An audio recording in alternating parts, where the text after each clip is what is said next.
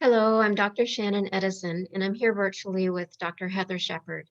We're clinical psychologists and directors of the Beacon Center, which is a private practice located in St. John's. This has been a particularly challenging week for Newfoundland and Labrador. Sudden and unexpected changes have impacted every single one of us, and they're bringing about really intense and unpleasant emotions. Heather and I are co-founders of the Lighthouse program, which is a program that we offer to individuals who'd like to increase their mental health and well-being. We're going to walk you through one of the techniques that we cover in the program in hopes that it can provide some support to our fellow Newfoundlanders today. So Heather, do you want to explain a little bit about how we describe worry? Sure thing. So, being from Newfoundland, we think about most things in terms of the weather. And so, when we talk about worry in the Lighthouse program, we actually refer to it as a worry fog. And, like a good foggy day, when worry kind of comes really close, it makes it really hard for us to see. It makes things look different and seem even a little bit scarier than they might actually be. So, there's a couple of pictures we want to show you here. So, the first one is of St. John's, Single Hill. And even if you're not a townie, you know what Single Hill looks like, and it doesn't normally look like that. But that's a really good worry fog that we're looking at there. And, I have to admit that the last few days, I think probably the inside of my brain would look like that picture of Single Hill. I've been really worried and it's kind of really taken over everything to the point where it's hard to really see the things that are important to me or valuable. So I was talking to Shannon earlier today, and we even were joking around how I went for a walk, and I probably couldn't tell you a single thing that I saw that walk. I was just full of the what ifs. What if somebody I love gets sick? What if I don't have bread tomorrow and we run out and the kids are cranky? It could be big what ifs, it could be little what ifs. But it kind of really distracts and takes away from good moments that we can kind of glean in this time. In the other picture of Single Hill, the fog is kind of rolled back a little bit. Now, it's really important to point out that there is still fog.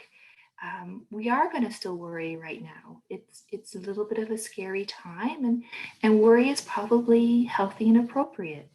That's going to keep us safe.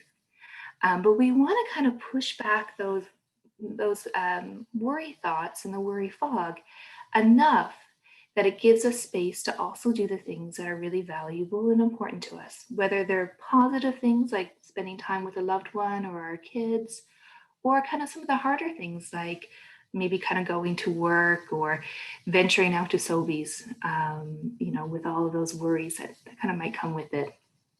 So again, this technique that we're going to introduce called noticing 5 things is it meant to kind of push back the fog a little bit and give us a little bit of space so that we can focus in and be something that you might want to do, say, before you sit down to kind of play with your children or on your way to work or just to give yourself a moment's peace. Yeah, that's right. So, this exercise, we encourage you to practice it throughout the day, but especially when you notice you're getting really, caught up in those thoughts and feelings. So we're going to walk you through that right now. So we encourage you to all pause for a moment. And I want you to sit back and I want you to look around and notice 5 things that you can see right now. And we ask you to listen really carefully and identify 5 things that you can hear right now. And finally, pause and think about 5 things that you can notice are in contact with your body right now. That might be the watch on your wrist, your feet on the floor, your pants touching your legs. This exercise isn't meant to distract us from our thoughts and our feelings, but more to expand our awareness and give us an opportunity to pay attention to what else is present right now. This is one example of many things that you can do to help yourselves cope during these really difficult times. But we hope that this Notice 5 Things exercise can be helpful for you today. And we really encourage everybody to hang in there, as Dr. Fitzgerald has been telling us, just hold fast, Newfoundland.